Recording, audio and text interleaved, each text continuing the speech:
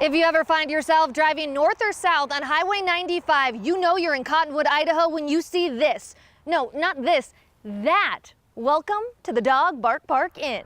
It costs $124 plus tax for 2 people staying. Yes, staying. You can enjoy a night stay inside the 30-foot-tall beagle named Sweet Willie. And that includes light evening snack foods, and all of your breakfast foods are here in the dog. Frances Conklin and her husband Dennis Sullivan built the inn over 15 years ago out of an idea that was created as an extension from their already thriving business. So I can use both hands on the saw when I'm carving.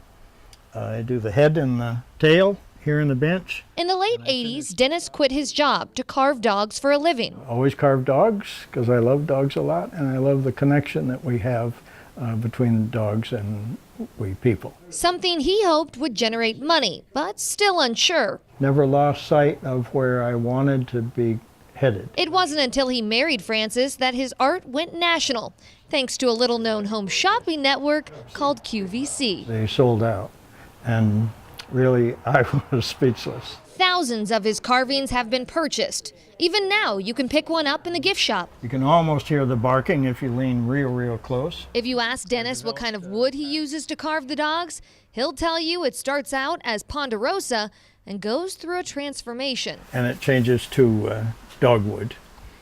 I told you it was the corniest one I know. Majority of the visitors who stop at the Park Inn are passers-by. Very good. Hi, I'm Dennis.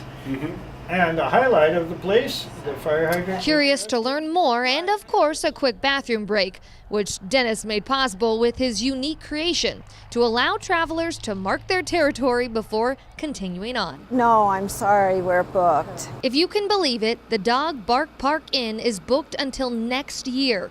But if you're interested in staying a night, you'll have to call to make a reservation. We don't have online booking because we want to talk to everybody, and then we can customize the food, their experiences, and suggest travel routes.